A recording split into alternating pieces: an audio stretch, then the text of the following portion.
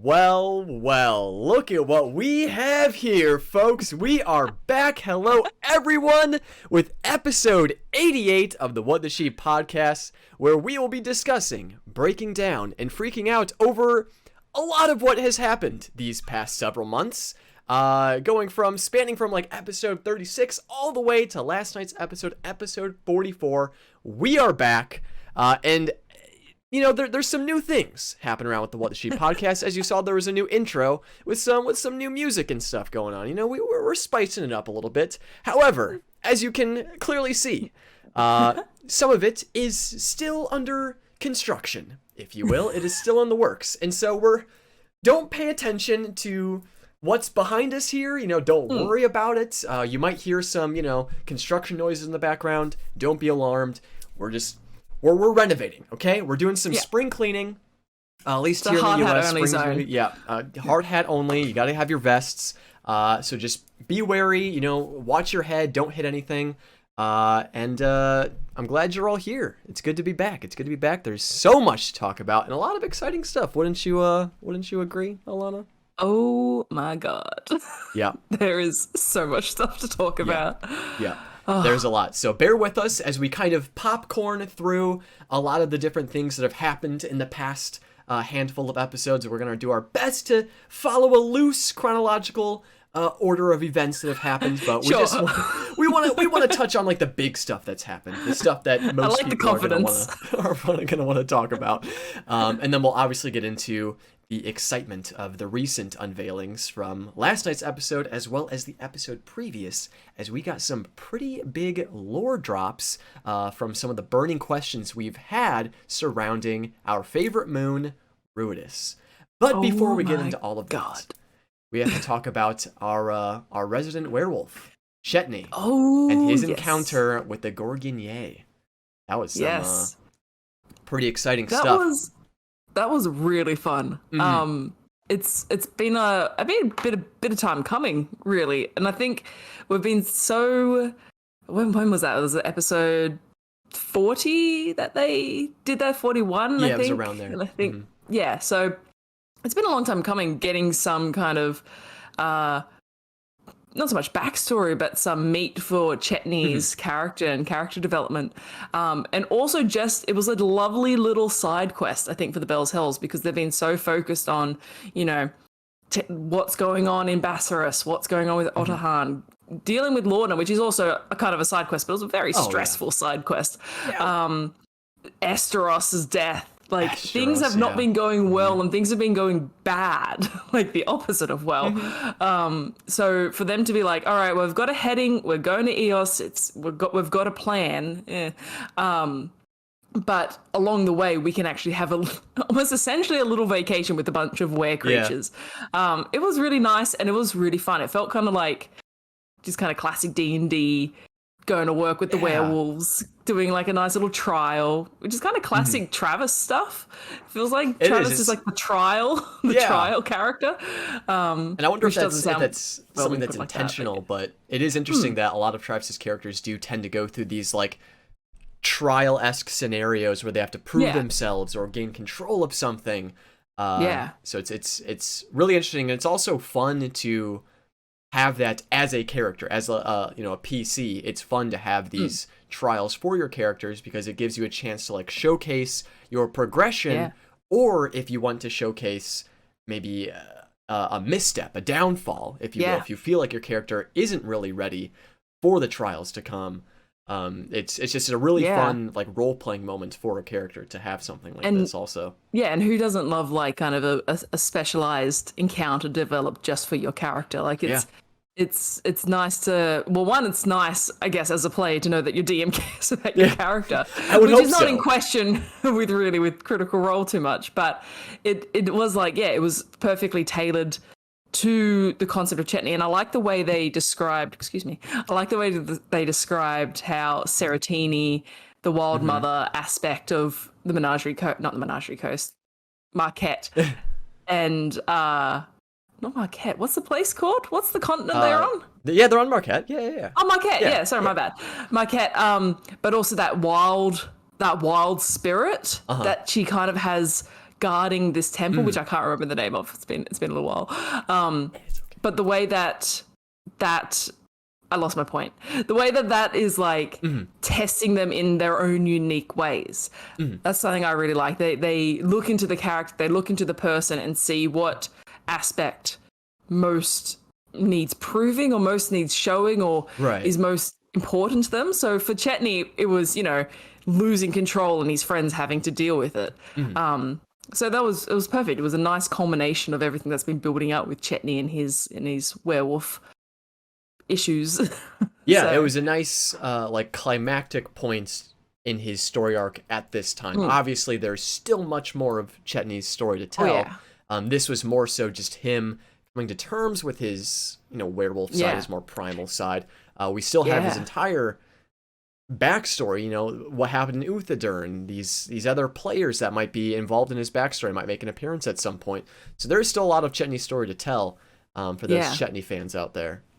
And the thing too with this, like I think the prime push for them to go here was because he had that bad reaction, that that allergic reaction to Ruidus, which is another exciting thing because of things we now know about Ruidus. Exactly.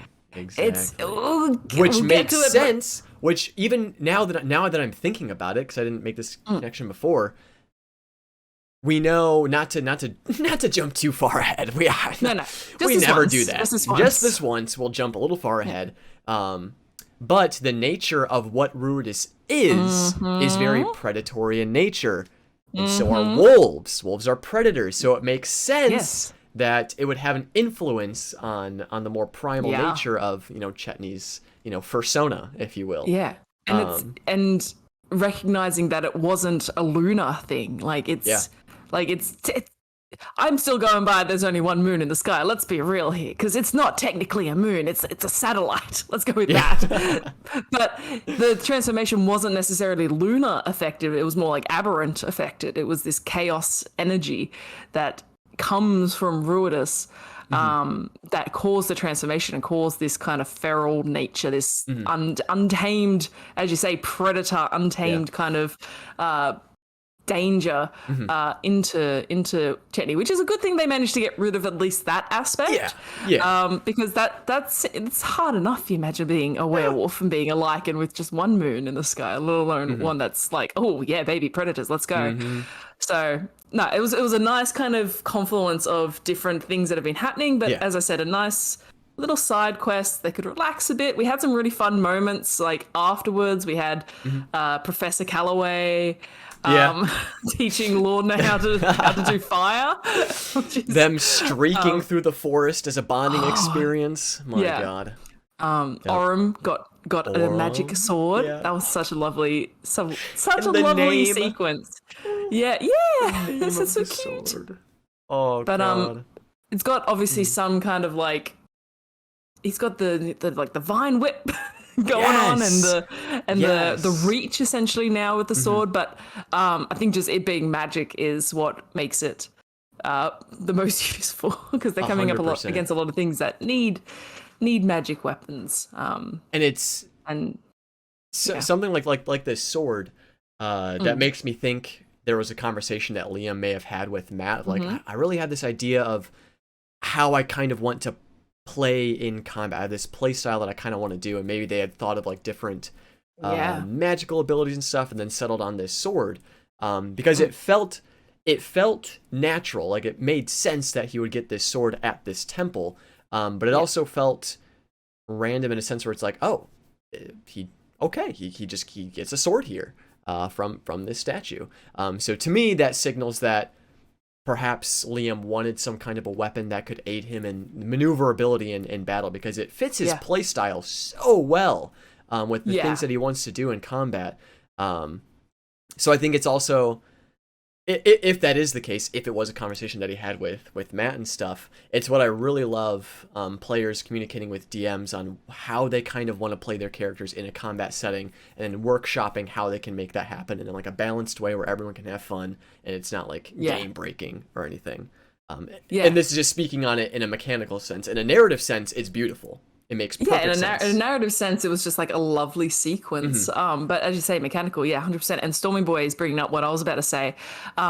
It's a little bit of a crutch, or not so much a crutch, but it's a little bit of a fault you can have when you're playing a martial class. Is you come in with a named and cool sword at level 1.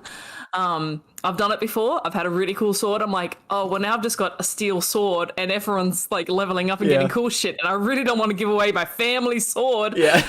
So I love it when you can come up with interesting ways to, keep them Yeah. up, like make them keep up with everything else is going on without getting rid of the meaningful sword. So yeah, that was a really cool way. I love the idea of just the sheath in the. But then it makes me think, where's the actual sword from that statue? Is that? It wouldn't be Star Razor. That's a bit of a stretch. Yeah, but was there a sword, or is this just like a vessel for imbuing swords? I don't know. I'm gonna say there's a sword out there. Yeah, just to tick it off. It could be. Maybe they go on a little bit of a treasure hunt. But no, it is wonderful that Orym now has this weapon again. It definitely plays to his play style in these fights. Very controlling, very maneuverable. So I can definitely, and it definitely it's come in handy in every single one of their combats so far. Yeah.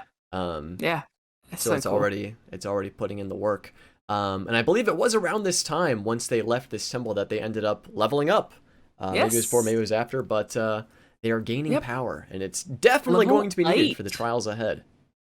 Yeah, definitely. No, it was a nice kind of narrative point, obviously, to level up. I can't remember when they leveled up to level 7 because it's been some time. It has been a while. September they leveled up to level 7, so it has been. Okay, it has been some time. But yeah, they get some really cool stuff, and it looks like quite a few of them took feats. So, although some haven't been really confirmed yet, I guess. You can kind of guess what they're going to get. So you got like Ashton, looks like he's picked probably the Crusher feat. So he's able to like kind of get in, do more damage with his melee attacks. I've got the list here. I'm not doing this off the top of my head. We've got Fern, she leveled up. I'm not sure if she did Druid or Rogue, but she didn't take a feat. She just, rolled a D8. Fresh Cut Grass took a feat, and I think it's the chef feat. Yeah. They're role-playing this concept of wanting to learn to cook and wanting to, be more involved in that. And the chef feat's actually a really cool feat. Like, it's very fun. To, prepare food that has benefits, and it's almost like a mini non-magic heroes feast. Not quite that powerful, but Imogen, she just took Dex and Charisma. Lordna, she took one in Sorcerer, so she's got some more spell slots and some sorcery points and all that. Orym took a feat. I didn't pick up on this, but CR Stats is saying he took Skill Expert. Oh yeah, he took Skill Expert because he took Expertise in Perception, which is why his passive Perception is now 29. Oh my god! 29? That is dumb. Jesus, nothing is. And that's gonna go up. Him. That will just keep going up because every time he's what's it called? The proficiency bonus goes up. It goes up. Orym's gonna be the next Eyes of Avalier. Yeah, it'll be 30 next level up. 30? Yeah. He is going to be seeing things impossibly difficult to see just passively. Yes. Oh my. Yes. God. Yeah, that's really cool. I actually really like that because it's coming into his character, that idea of, being aware and being just observant. This is constantly on guard character, looking around. I like how the foolish mortal in chat says the next Somnovum is what Orym's gonna be. Yeah, like just honestly, it's a lot. And then Chetney leveled up and just got some Blood Hunter ability. So Chetney's claws now, when they've got the Blood Rite initiated, are magic. So that's also very handy. He can slash some ghosts. Yeah. But yeah, Adam's been bringing up and wants us to talk about Imogen took Shadow Touch. And I think, what did that mean when they leveled up to level 4, I think? Because there was a while there where we weren't sure what feat she had taken and what kind of that right? Adam, correct me if I'm wrong. But either way, that's kind of like interesting narrative choices by going shadow touched. So having like some aspect of the shadow fell within her. Oh, it was level 8. Oh, my bad. My bad. That would. I thought she didn't. That actually is starting to make sense now. Fey touched level 4, shadow touched now. No, you're right. Is it because like the planes are converging again because of these different keys, these Malleus keys that are being constructed at these different planes that her Ruidus influence is like enhancing because of these different ley lines connecting the realms, the planes. That makes sense. Yeah. That's really cool, actually. No. It's a cool thing. So she gets like some nifty little things from that. But yeah, no, it's nice. It's nice to see the progress being made. They're now level 8, so you know, it's good and scary at the same time because they're coming up against some things.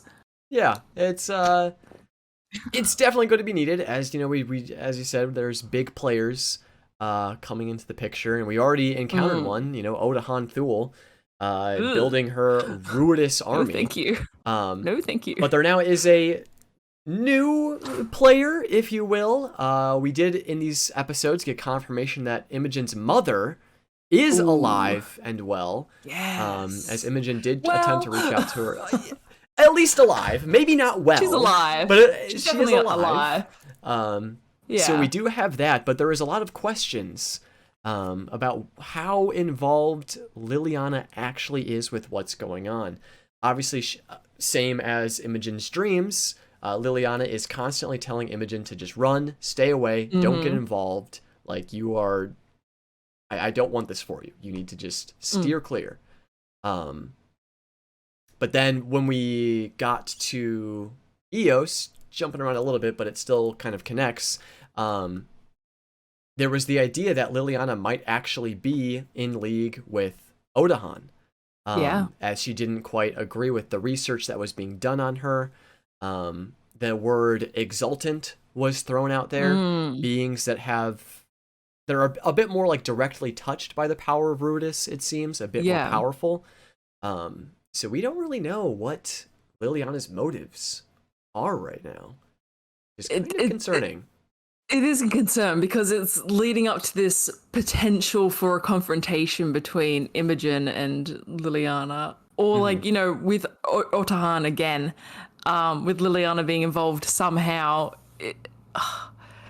You gotta think, Liliana left when Imogen was very young. She's kind of said she doesn't have too much of a relationship with her mother. It's more just this concept of she wants to know who her mother was and why she left. So it's not so much... You know, they've only been separated for a short amount of time and they already have this strong relationship. So I think it could go either way. If they get into a confrontation with Odahan and Liliana's there, I'm not expecting Imogen to be like, oh, well, I'm going to spare you because you're my mother. It's going to be a lot more complicated than that and a lot more conflicted than that. But also, you know, real juicy and real kind of like fun to watch. Yeah. But you know, she's interesting because she's not giving fucking anything away. No, she's not. Kind of frustrating. It's just constantly just like, no, Imogen, just stay away. Run while you can. Yeah. Nothing else.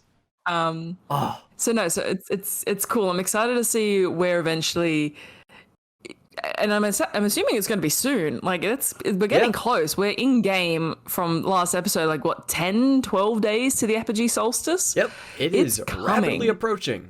It is, yeah. So I like the point where they're at now, where they're just trying to decide where to go next, because that's going to have severe implications of who they're going to face or how the apogee solstice is going to function.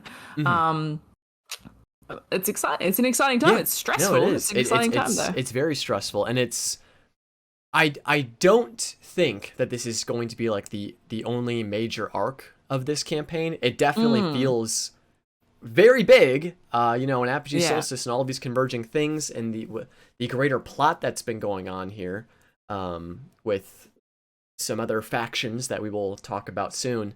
It's very world involved. This plot transcends the planes, even getting involved with the Fey realm and the Shadowfell and stuff. Like, this is very much impacting a lot of individuals. So it's definitely a major plot points for the history of Exandria. Um, but even though it is 10, 12-ish days away, we know D&D. That could be, 10 episodes. It could be 30 episodes, especially if they dip their toes into the Fey realm. We know time can be a bit funky there.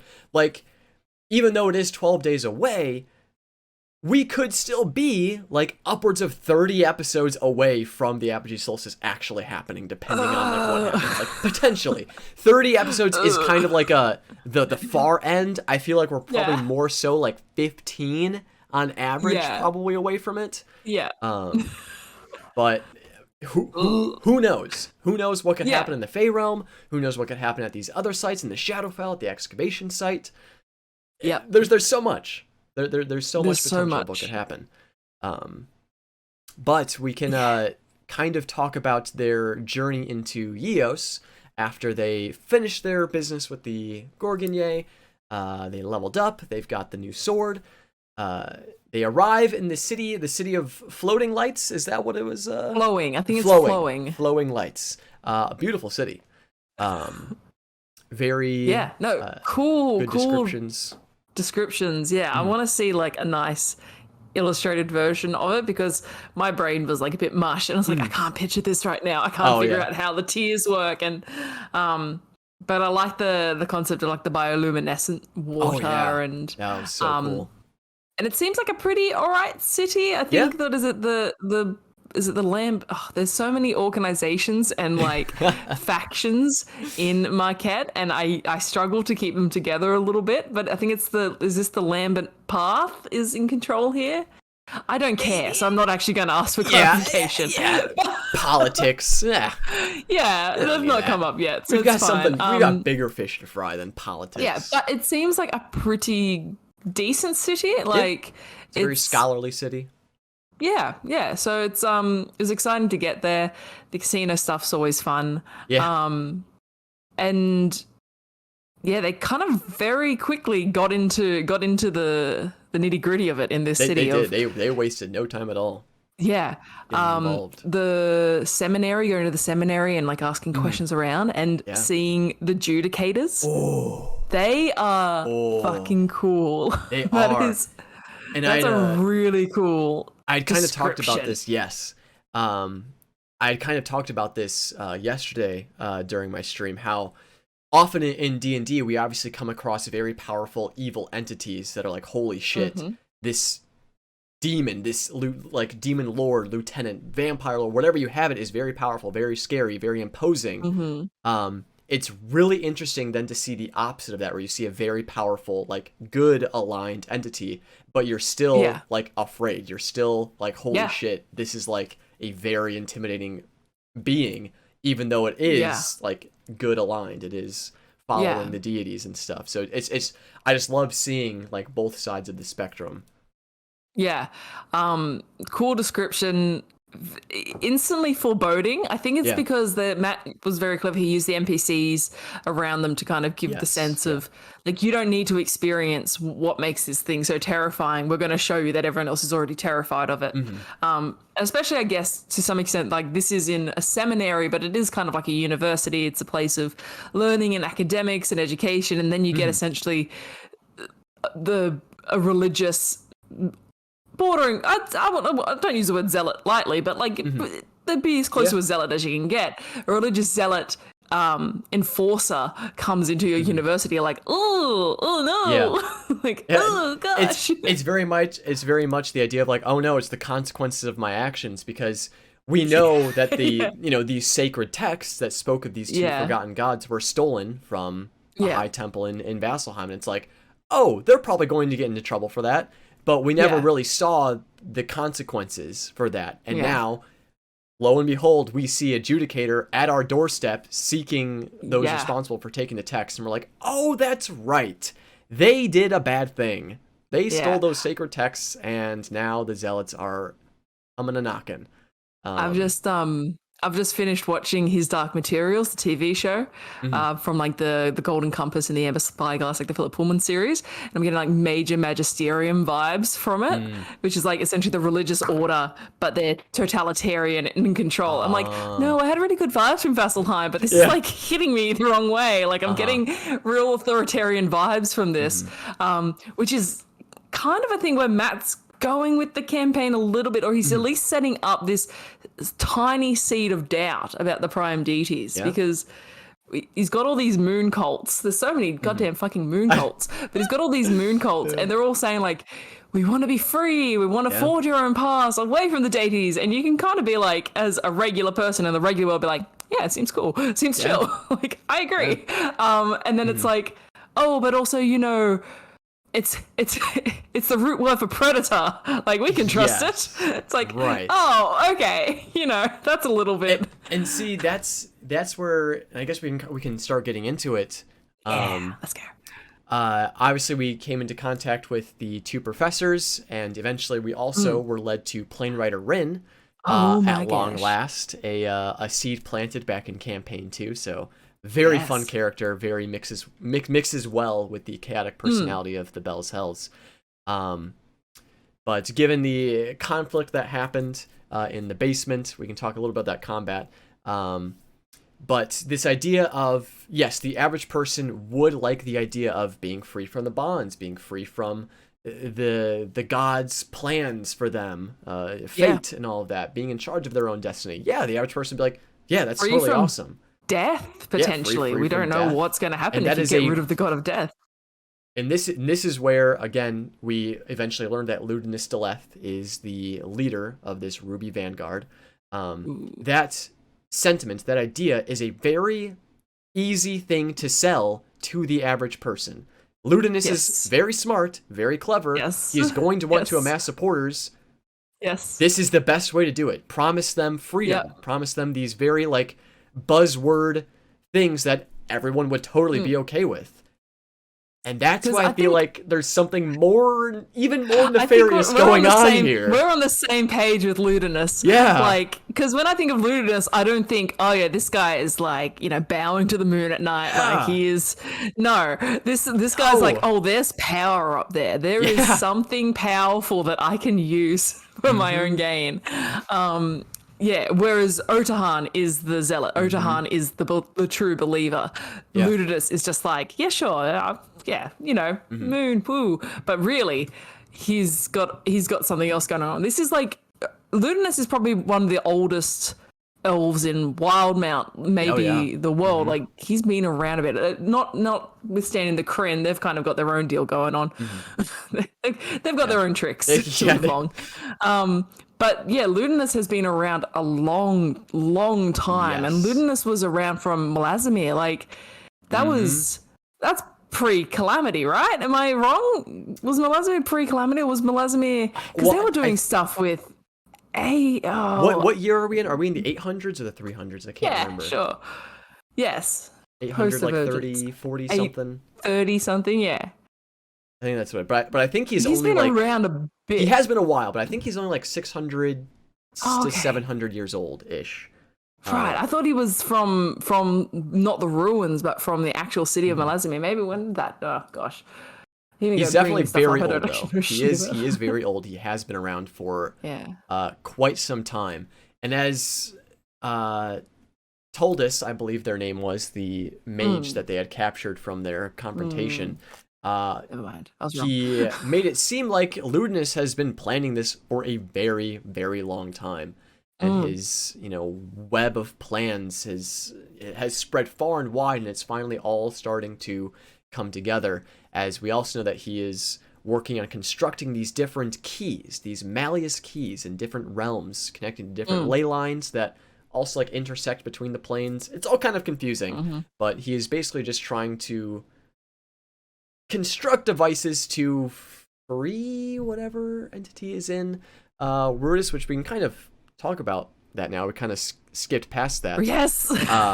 Frickin' Rudis, everyone. We got some answers to the burning questions that we have had surrounding Rudis. For the longest time, I think a very popular theory was that Rudis was a prison. Was it a prison for Tharizdun? Was it a prison Or for an these... egg. An egg or an works egg? well. Was it a prison for these forgotten gods?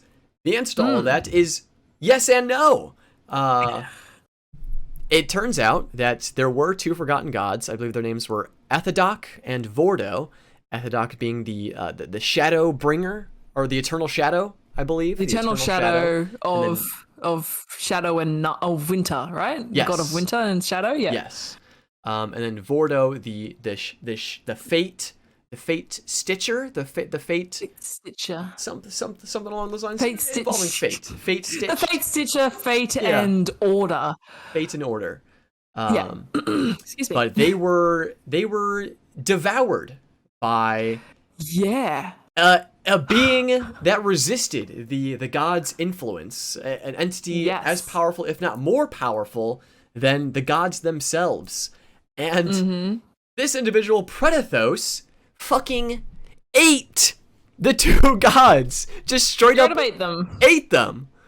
Yes. And so the prime deities had to strike an accord with the primordial titans, where they imprisoned Predathos and then attempted to send them off into the endless void of darkness. But Predathos, far too powerful, was able to cling to the material plane in the form of the red moon, Ruidus. And so there we have it. Ruidus is a prison for Predathos. Got theories now that just made me think of things. So what if there was originally two moons? Like, what if Ruidus was never just a red moon? It was just a smaller moon in the night sky, and then they were like, oh, we can jettison this guy on the moon. We'll just fuck off the moon. Like, it doesn't actually do anything for us. Cather's the one that does the tides and, you know, all this good stuff. And that kind of corrupted the moon. Or do we think it was they constructed this cage, this actual celestial body to control it, or to encage it? I think it's like a magical entrapment, if you will. I don't think it's actually like a moon. I think it's just like a seal that took the form of this like spherical Kinder egg device. Like a Kinder egg. So because the history said that a portion of Exandria was jettisoned as a part of this entrapment. So a piece of Exandria is there. Yeah. And they kind of maybe intuit that it was a continent, like a continent could be missing because of this, or like, you know, some land mass, some landform that once existed no longer existed, because it is now, you know, up in the sky, which could be the city. That could be like, you know, maybe they locked them in the city and that is what's being sent up. But I just want to talk about Predathos because this is a cool concept. Oh yeah. So we know the name of the two gods that, you know, they came to Exandria. They're like, yes, this is fine. We can mold this place. Get along. We all get along. Everyone's on board. And it's kind of nice to think that their deaths is maybe what started the schism, or maybe started the idea of some of the betrayal gods, or Asmodeus being like, I'm not too happy with what's going on here. Like, let's start with some deceit and some negative feelings that I'm feeling. But aside from that, Predathos as an entity is really exciting because we've always had this idea that we know it's something aberrant. It is something alien that is causing these things. I mean, Imogen is an aberrant mind sorcerer. We know it is an alien aspect, and so for them to straight be like, yeah, it's an alien, like it is this thing from deep space, from deep, I mean, we don't even know, like, it could be from the astral sea or anything, but I kind of just like the idea that it is just an alien thing from space, from beyond the realms, that is hungry and just wants to feed and wants, you know, to devour. It's really, really scary. It is. It makes, you know, Tharizdun look like, you know, a kindergarten bully in comparison. Although, speaking of Tharizdun, you all know we love our Tharizdun theories. Is it even possible that Tharizdun still has some kind of an influence in what's going on here? There's a lot of chains. There was a lot of mentions of chains. All right? And you can't disconnect the idea that this thing is eating and consuming gods from the god of endless hunger. We're just putting it out there. All right? I don't believe in my heart that Tharizdun is connected to Ruidus necessarily. But my brain's telling me to put it out into the world because why not? Yeah, exactly. Yeah. It's just a little, just a little fun. Because you gotta think too, the prime deities and the betrayer gods, when they first came down as just this collection of, living, not so much living, but just of life and eternal on the material plane. And they're like, yeah, this place is great. Let's start building stuff. Tharizdun was involved. Tharizdun was there. The unchained oblivion, like this sense of darkness and foreboding was a part of this world and probably would have been involved in stealing Predathos away. I kind of like how when Vordo and is it Ethadoc and Ethanodoc? How they've gone, their domains have kind of been taken up by other deities as well. Like if you think about darkness, I mean, a lot of the betrayer gods have that kind of thing, but Tharizdun definitely has darkness as an order, as a domain. The Raven Queen, she's fate now. And you think fate stitches, that whole concept of threads of fate and lines of fate and being able to weave it. I like how it's kind of been adopted and adapted, but it makes you think like, well, what does it mean for the prime deities that that two have existed? There is a god killer that exists. I mean, we know that Aeor was all about like, let's figure out this fucking god killer business. Like we want to be free from the gods.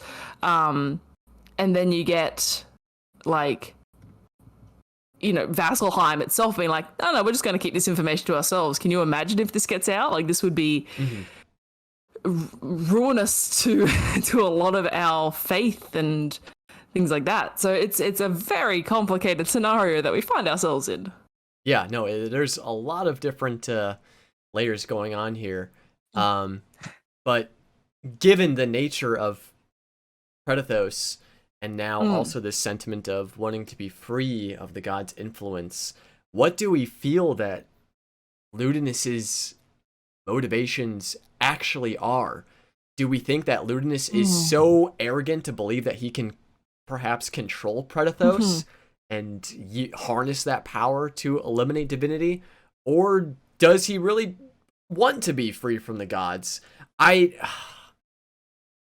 It's so we don't hard. know. It's so hard to gauge what their plan is, because now we have to question all of the motives that we know that they've been involved in. Rewatch all of Ludinus' scenes from campaign 2. which goes back to his main goal in campaign 2, which was these Luxon beacons, these relics of fate. Being able to control your own fate, change fate with these with the power of dunamancy, with dunamis and stuff.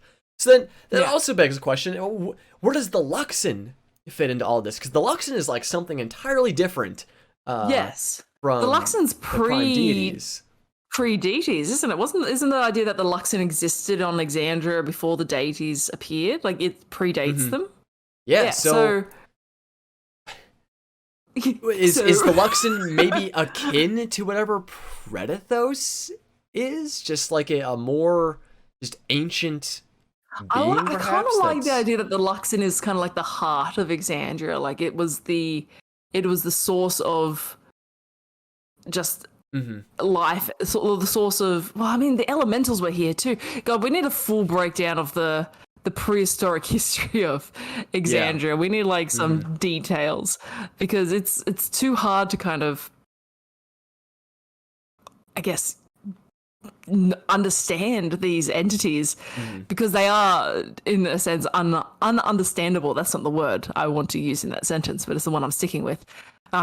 Just because of their nature and because of the fact that we learn about them from mortals and we learn about them from people that, have their own agendas and things like that. So we can't truly know what it's about. But Ludinus's obsession with the Luxon, as you brought up, it kind of goes into this idea of it is an untapped source of power that has previously been owned by a nation that he has no love for.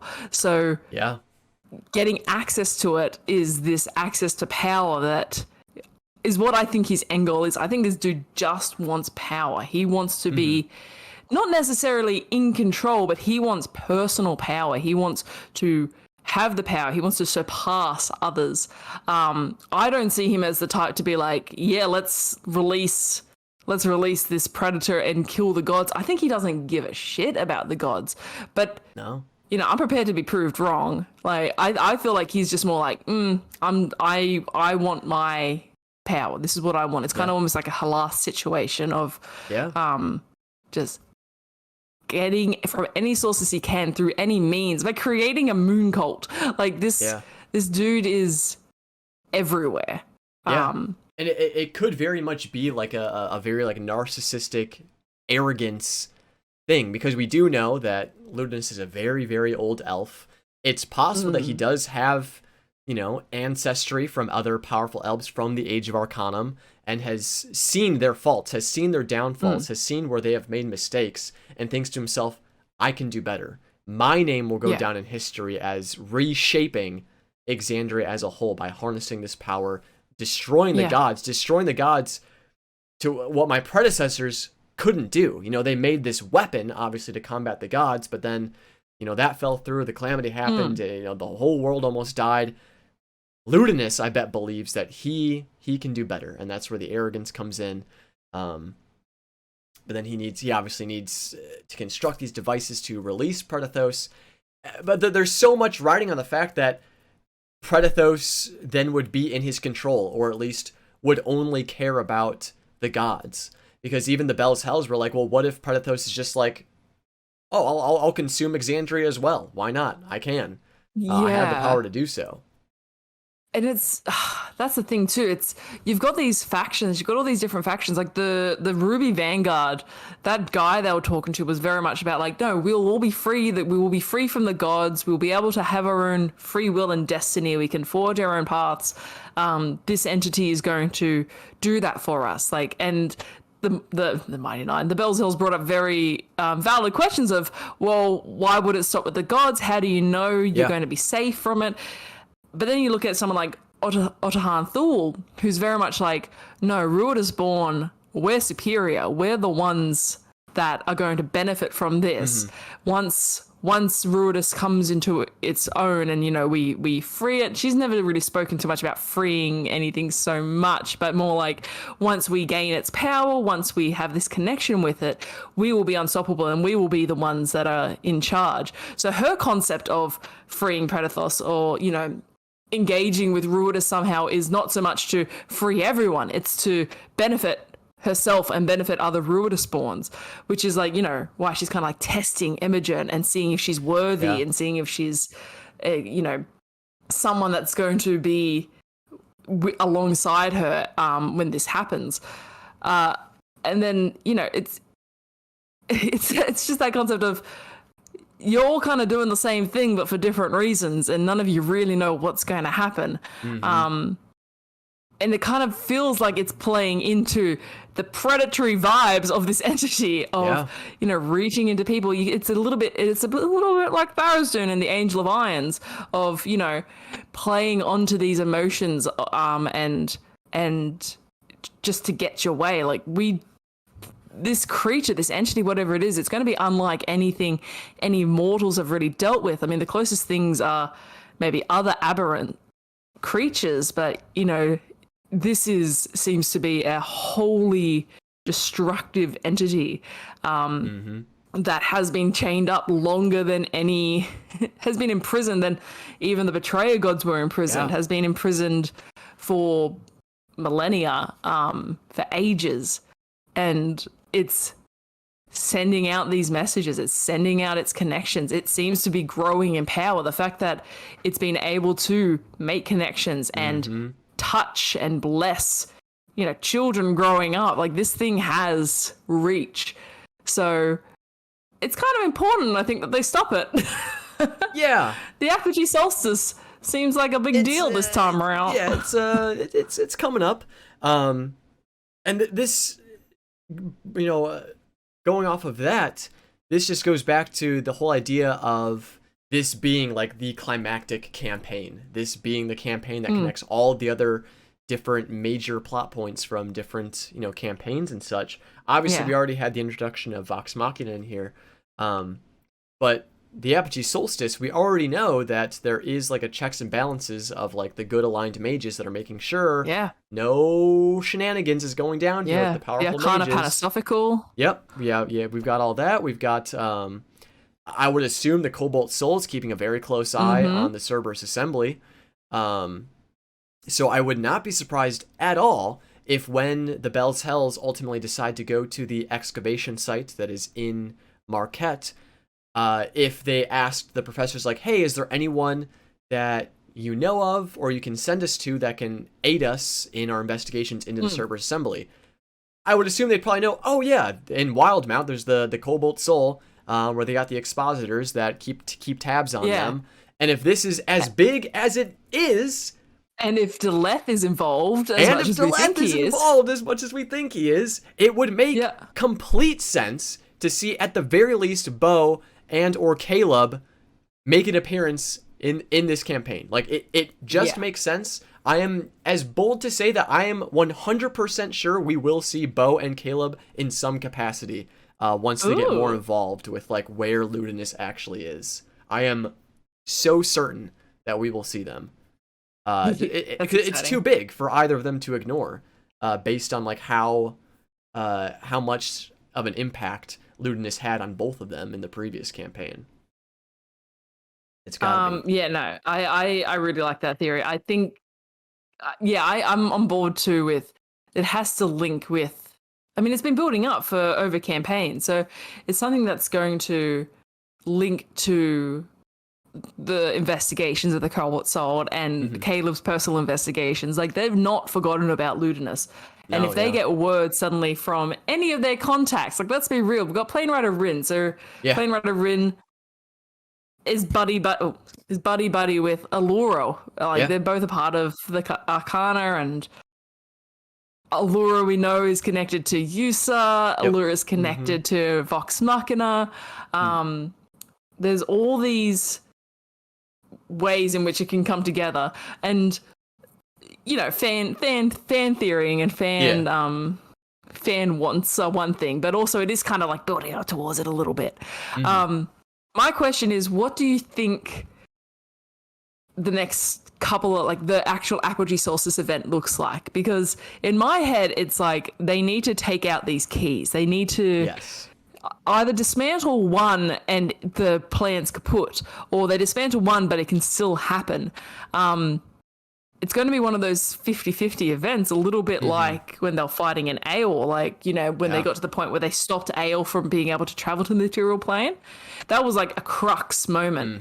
And I feel like we're going to have one of those coming up pretty soon, where it's going to be either you've made it so that Predathos cannot be released, but you still have all this conflict to deal with. Like, you know, you've got all the Ruidarspawn, you've got Otahan, you've got Ludinus Deleth. Or on the other spectrum, it's like, oh, it's been released. And now this is the second part of the campaign, is you dealing with this, which feels too grand too quickly, if that makes sense. We've often talked about how this campaign could see the beginning of a new age. Something could happen that could move us into a new age, some kind of calamitous event, or something that just changes. And I think a god-eating predator could be a calamitous event. So I kind of excited for that, but I kind of also don't want that to happen, just because it feels like it feels bad. It feels really bad. It does feel bad. It's scary, and I want them to figure out Ashton's backstory, and I want them to learn more about SCG, and I want Orim to do stuff and let's travel to the Feywild and have a fun time, but we can't do that because gods are dying. And that is... what does that even look like? That is, I think, what is going to be the struggle with this first major narrative point, because there is still so much we want to explore with these different characters. But yes, with your idea of this being very grand, like maybe a little too big. Like this is something that you would see when they're level like 15, 16. When they have explored all of their backstories, they have explored the lower tiered stories, if you will. This is very grand, which is why, I mean, anything can happen, and we don't really know what Matt has planned.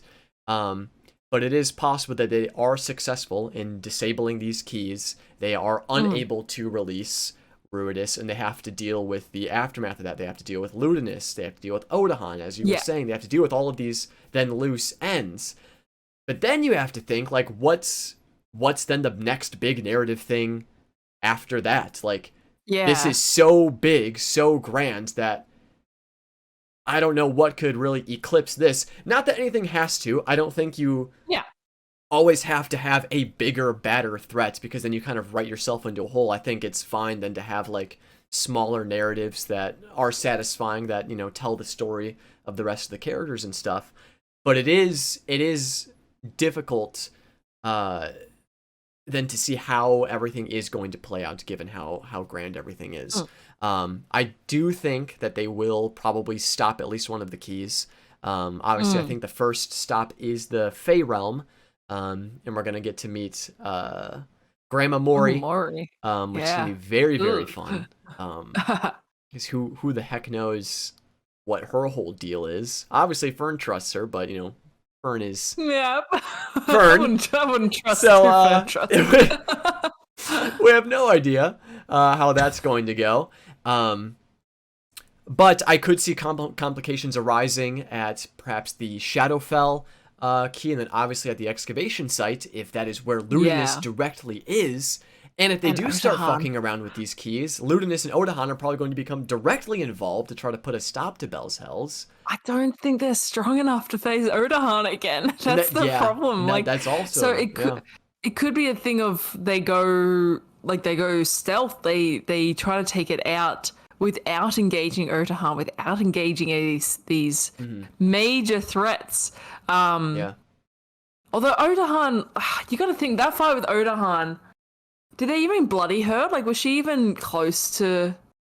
I think they at least bloodied her. I feel like because they were on the back foot. Definitely, they weren't expecting her. They crashed. They were split up. You kind of want to hope that, like, if they were more prepared, they could have a stronger chance. I'm not certain Rin would jump into the fray with them. I feel like Rin is going to be dealing with other things. I feel like they had someone like, you know, playing around a Rid with them who's essentially an arch wizard. Then cool, great, we got this. But Matt said they were close. Yeah, so I feel like even though it's terrifying just because there's so much trauma from that Odahan fight, they could realistically take her on and win.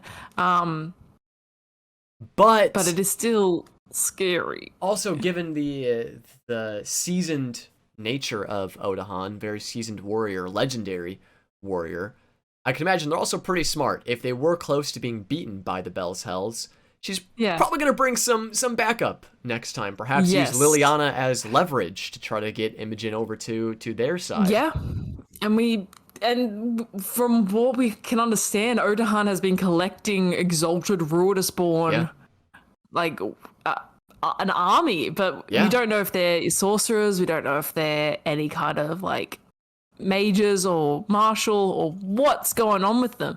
But there is the potential threat of there being, you know, a whole army of Imogens out there, which is scary. It is a bit scary. It's so exciting though, because they've got some goals. They've got some goals ahead of them. It's just the consequences of these goals not going right are quite terrifying. I kind of want to think that Predathos is not going to be released, but obviously it's a game, so you know anything can happen. It's the dice rolls are going to determine this, but it's the type of thing where you can't picture it, you can't imagine it because it is too world ending. I think back to like EXU Calamity, and I remember when we were talking about Calamity, we said like it's like waking up and someone saying, "Hey, the world's going to end tomorrow," and you're like, "Ah, yeah, okay, whatever." Like it's something you can't kind of comprehend because it's just like, well, that's not true. So the concept of, oh, this entity is going to be released from its prison and begin devouring the gods, and who knows how that would disrupt their orders and their domains and the natural balance of the world, which, you know, existed before them, but at the same time they have put so much energy into. What does that look like when they start disappearing, if they start dying? And how does that happen? Does it go to their celestial planes and to their lower planes and begin destroying them? That's true. I kind of want to see it, but I can't picture it, if that makes sense. Yeah, no, that's an interesting point, because that you're correct that the gods aren't even in this plane anymore. They're sealed behind, they're locked behind the divine gate in their own realms and stuff. So I think if Predathos was released, I don't think it would be like an instant like, oh, Predathos released, boom, they just devoured all the gods, and now It's gonna be a battle. Like it would be it would be like a slow burn, if you will, because first we'd have to deal with the aftermath of Predathos being released and whatever that looks like in the sky, what it looks like for Ixandria as a whole, what it means to the clerics and the holy people of this world, because obviously their gods are going to be like, oh, whoa, shit, okay, we're gonna need y'all to figure out a way to seal him back up before he finds us. So I could see if it's again, if Matt is planning this to be where they just can't succeed, I don't think he would write it that way. He very much leaves things in the fate of his players to stop entities. So I don't think Matt would write the story in a way to where he is planning on it happening no matter what. Yeah. But I do see a bigger overarching narrative lasting for the rest of the campaign if Predathos is released. Because then there's the idea of still stopping Ludinus. There's the idea of trying to reseal Predathos or eliminating Predathos somehow with the help of the gods. Maybe unsealing the Divine Gate to get more direct help from the gods if they can do something about it. Oh my god, that doesn't sound good at all. No, it doesn't. It doesn't. Vecna's behind the goddamn Divine Gate. We don't want him back. Oh, yeah. But then that would again then just bring in, campaign 1 villains, which just helps in the crossover that's going on. Because I mean, if Vecna's all about, wanting to attain power and his own survival, he probably wouldn't want to get eaten by Predathos either. That's the thing. The gods at least have a sense of wanting to, except probably maybe Tharizdun. Tharizdun is all about like, destruction, oblivion, let's go. I feel like most of them are very self-serving in the sense of, well, no, I need to survive. Like, beyond anything else. Whereas I can imagine some of the prime deities, they have almost like martyrdom built into them, which is like, no, I'll sacrifice myself. It's like, shut up. Like, come on. You're not the main character. You're not the main character. Stop it. But yeah, you gotta be wondering what these prime deities are thinking, because if they're omnipotent to an extent where they know what's happening on the material plane, are they not picking up on this and being like, this could be bad? This could be, like, I get the whole let's not get involved, but for some self-preservation action, this is kind of bad. But then that brings me to my theory that maybe they have done something and they've sent the Bell's Hells to deal with it. And then here's my whole issue with fate and the idea of fate running the universe. Because if fate exists and the destinies are on the path that they are, isn't what's happening now the gods' fault anyways? If they're the ones that are in charge of fate and this is what's been set in motion, they're responsible for what's happening. The Fate Stitcher died. That is Fate true. hasn't been stitched. That is fair. Stitched in a while. The Raven Queen involves Fate, but I think she just reads Fate. I think she's able to acknowledge Fate. Like, she does the Fate touch stuff, and she does like, she's able to view potential fates and things like that. But I don't think she's a Fate Stitcher. I don't think she's in control of determining fate, if that makes sense. Or because her whole thing is not so much destiny, it's more about like everything must come to an end. Oh God, that's not good for this setup. Wait a minute. Hold on a minute. Well, wait a sec. Uh-oh. That can't be good. That can't be good. I- She's not I- the one you want on your side in this battle. No. Let it She's the happen. smarter one. This is just the She's like, natural "Oh, this order is of the natural." universe. If the Oh, gods she die, would be. hey. You know she would be too. Yeah. Yep. Oh my gosh. I do like. Pelor's just like, motherfucker. Yeah. Jesus Christ, come on. Of course, the one mortal that ascends, ends up being the ones that's like, yeah, let us die. Like, let's someone new take over. I do want to bring attention to Eric's comment here. Maybe the Divine Gate is their final moat to protect themselves, because we know that there was an attempt to erase the history of Predathos, of these forgotten gods, to kind of preserve humanity, to not make them fearful, or maybe make them ambitious to seek out Predathos to release them and stuff.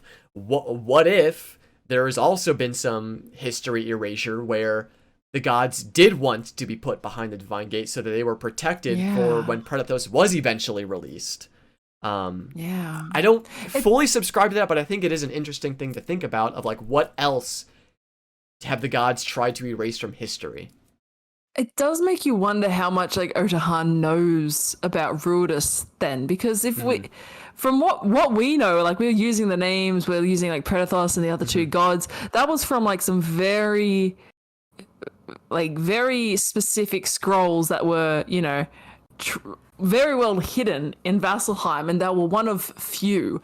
So you got to think of what Otahan actually knows about Ruidus. Is it just the energy she gets from it? Has she had some kind of actual the conversation with the entity up there? Is it more like what she's learned from working with Ludinus? Like, what do they actually expect to be in this place? Obviously they've got some sense that it is to do with the deities, and it could result in that, because that's what they're talking about. That's what like the Ruby Vanguard is saying, like, we'll be free from the gods. They've got that concept of it, but like we don't know if what the scrolls say is true. We don't know if what this entity is telling its followers is true. Yeah.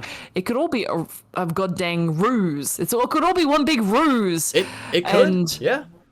And this thing is just the devourer of all, not just the devourer of deities. Because if you think about it, at the time, there was only deities on Exandria and the elementals, but So, which is also, this is going to be an Oban situation where Oban's just like, wait, what? Yeah, What's this? I mean, like, Ludinus could be like an Oban-esque figure. Because I love Oban. That was such a cool fuck you moment to that character. Because then it goes back into Ludinus's arrogance, where he totally thinks he has control of this. It's either two things. He totally thinks he has control of this, and he's just so up in his airy head that everything's gonna work out for him. But then obviously it falls through. Predathos devours everything, and it all crumbles at his feet. Or he has thought of that, because again, even though he's arrogant, he is still very smart. He's been alive for a very long time. Head of the Cerberus Assembly. It's possible he has maybe a failsafe for that. We need to find Ludinus. We need Beauregard to do some interrogating to really get to the bottom of what his specific plan is. It can't simply be to devour and get rid of the gods. That's definitely part of it. But there has to be some kind of failsafe he has planned for it, unless he really is just a total arrogant asshole who thinks that literally it can't go wrong. But I don't believe that. I'm leaning more towards that. I'm leaning towards this guy. He doesn't believe in the rhetoric. He doesn't believe in the battle of the gods and all that. This guy just wants the control and the power. Yeah. Like, everything we've seen of him has been control and power. Going to Aor wants pre-calamity power. Dealing with Essek wants Luxon power. This guy's just like, give me the batteries. I need them. And, then he hears a bunch of religious zealots being like, oh, the Ruidus, we're powerful. He's like, oh, sweet. These guys are insane. Let's work with them. Like, this, I'm hoping, gosh, it's too much to kind of wish, but I'm hoping he faces some form of judgment or comeuppance at some point, because guy sucks. Mm-hmm. He Yeah. does suck. Bridging off of that, what like I am immediately imagining like what if the divine gate is reopened and the like for at least like a moment like an accord is struck where Terrible. like the divine gate is open once again, and then after all is said and done, Ludinus is literally put on trial in front of the gods for his like crimes of like releasing Predathos. Like just like that imagery is so cool. I don't think that would happen. I but don't think that would happen. I think that's too. That'd be that would be annoying if the gods did that. It'd be like, hey, wait a sec, like back off a bit, like Yeah. But gosh, I hope the divine gate doesn't open up. I don't want Vecna back. No, he sucks more. He does. Like, he does suck a lot. Gosh. But it would be cool. But then the other thing that Adam has been mentioning is that Ludinus is accelerating his plans somewhat recently. Now that tells us like one of two things. He's accelerating them because he knows eyes are starting to fall upon him and the solstice is approaching. He needs to like get these things finished for the time it arrives. Or because of the recent and more frequent flare-ups of Rudis, maybe he was not anticipating that, and there's something else going on, you know, with the stars aligning, the ley lines converging and stuff a bit more surround the apogee solstice. Maybe he wasn't anticipating this level of like a surgence of power, and so he's accelerating them. We don't know which one is which. I'm more subscribing to the idea that the apogee solstice is approaching. Eyes are starting to focus in more on what he's been doing. So now he's like, okay, I need to get this stuff done before someone puts a stop to my shenanigans. And that's exactly what, you know, the Bell's Hells are working towards. So we're close. We're close to seeing Ludinus. I kind of hope there's like, you know, someone's doing something good during the apogee solstice, like the wizard out in the Menagerie Coast that's just like, oh, the apogee solstice is coming. I can finally, you know, create that spell that allows crops to grow in a day. Yeah, right. You know, like, there's all these nefarious things that are happening. Yeah, it'd be nice if we get some good in the world, some good news. But no, it's so soon. It's stressful. I feel very stressed about this because of the unknown of it all. I feel like when they were fighting Aor Mighty Nine, and it's like we had at least some concept of what might happen if Aor was released and the Somnovan were released. And we had, like, in Campaign 1, we had some idea of what the world would be like if Vecna was able to reign supreme. Like, it wouldn't have been good. No. Same with the Cognosa. Like, it wouldn't have been good. And Somnovan... But this is different. This is like, if they fail here and Predathos is released, you know, totally reasonable expectation that could happen. I have no clue what that looks like. But I think part of that is just because we only learnt this name 2 episodes ago. We've always known Ruidus, but we've only learnt the concept of this entity 2 episodes ago. So it feels very sudden that they're facing this entity. Which is why the focus is obviously on destroying the keys. It's not going to be going to the moon and fighting the creature itself, which, you know, is sad that they might not go to the moon. But it is more so just preventing it from happening, which is, what I'm banking on happening. They prevent it, but there's consequences. Well, we I think we still actually could go to the moon, because what if these keys are to like unlock the moon, but what if they're a key to like unlock a way to get to the moon, and they actually have to get there to open it up. And so it's like a longer period of time, so there's like more to the art.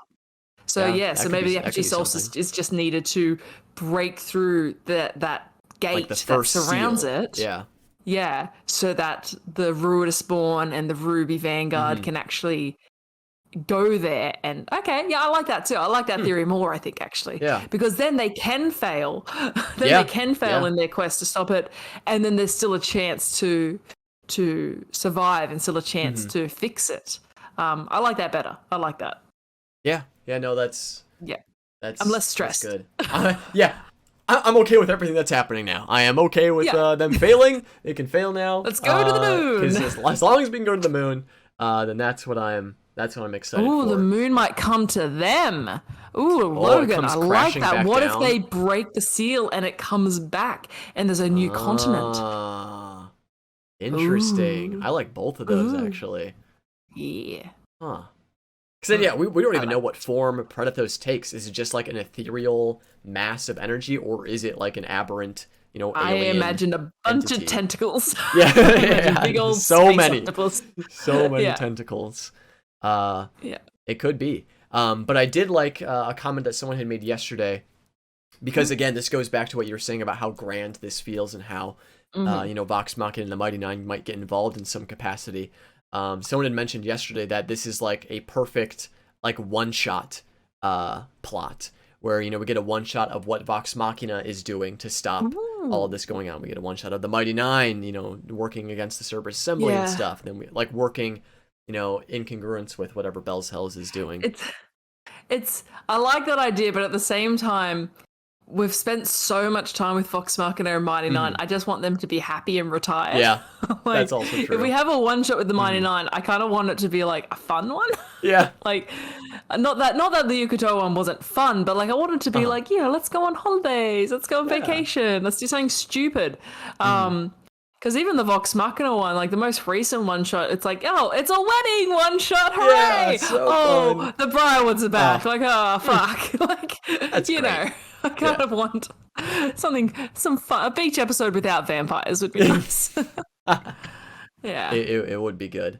But unfortunately, I think we're going to have a lot of stress, a lot of stressful things happening. But maybe not. A trip into the Fey Realm might be a nice, whimsical journey, especially if time kind of goes on a pause. Yeah. We might actually have a reasonable break from all of the world-ending stuff that is looming. Yeah, a reasonable break, and then they go to the Unseelie Court. And yeah, and then they have to deal with all of that. But I mean, the Fey Realm is going to have so much potential for some really interesting story stuff. We could get more Fern backstory happening. Ooh, cool if they ran into that. What was that werewolf's name from Campaign 1? From the Fey Realm, the really cool one. Cool if he comes back. I can't remember his name. Otterrock? Otterrock? Oh, it's been. I feel like I'm close. It's been a minute. I feel like I'm close. I'm looking it up before chat gets to me. Ukurat. Oh, dang it! I was close. Adam, thank you. Ukurat. Could we see Artagan again? But Artagan doesn't really I don't know if he really wants to come back to the Fey Realm. I feel like if he stepped back in the Feywild, they would close all the doors. Yeah, they'd like seal him in. Don't let him out again. Yeah. Keep him in here. Potentially. But I'm very excited to see Grandma Mori. That's going to be like the next big, I think, plot point for the Bell's Hell story is seeing her and getting tangled in with whatever she wants to have deals them do. With hags. Making deals with hags. Never goes wrong. Yeah, I know. I mean, the last time, something about a, blue cupcake and all that stuff, but that's fine. It'd be really cool.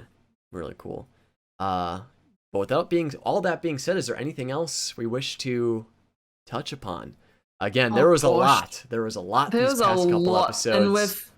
And it's been a while. And it has been a while. My word. It's God, we barely even talked about Estros dying. Oh, that's true.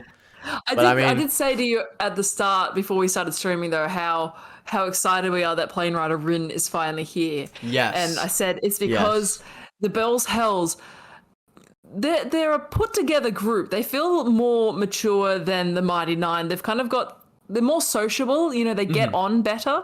But they desperately need guidance. Like they desperately need the confidence of having a backer, which is like that it's in one of the new, it's in Tasha's, I think, that idea of a patron. That's it. Like having a patron. And so they had that in Estros, and then they lost that in Estros. Yep. So it kind of feels nice that they have Plane Rider Rin, who is not necessarily, guiding them or commanding them, but it's like that little bit of backup where it's like, oh, we have someone we can go to. We have we have a point of contact. And you got to think the Mighty Nine had a ton of them. They had Yusa, they had Essek, they had Allura, Vox Machina had Allura, they had Gilmore, they had these people they can go to. So it's nice that the Bells Hells, when they lost their main contact, because I don't think they have many other major contacts that really act in that kind of sense. They've got NPCs that they've gotten on with, but none that are really, maybe that like Shashandri, is that her name? The woman in, but she's also not like someone you're going to go to battle with.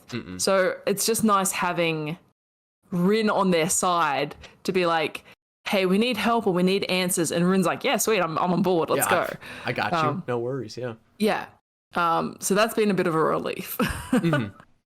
And again, each of their like patrons in these different campaigns has kind of complemented their personalities and stuff. You know, Essek complemented the Mighty Nine very well, being like a foil to, or Kayla being a foil to Essek. The very like distrusting nature of the Mighty Nine, similar with Essek. Those personalities mixed very well. Plane Rider Rin, their chaotic personality, very fun personality as well, from what we've seen, mixes very well with the Bells Hells. So it's nice that they do have these patrons that complement how they are as a group. Yeah. So no, it's good, and they're just a fun NPC. Like, great personality, great character, absolutely wonderful, and a reasonable replacement for Estros, who did unfortunately fall at the hands of Odahan. I do want to hold out that he had faked his death, but I think that's just a fever dream. But totally his deal. It is very up Estros' alley to fake his death, but there was just too much hard evidence that.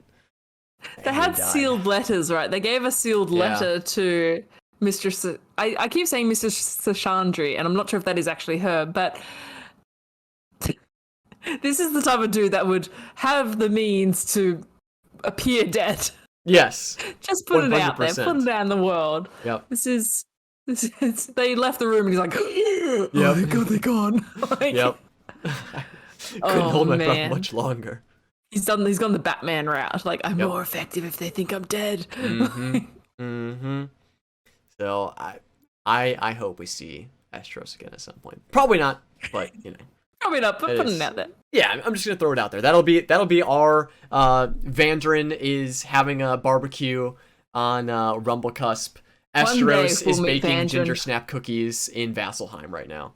Vandrin is in Ruidus. Theory.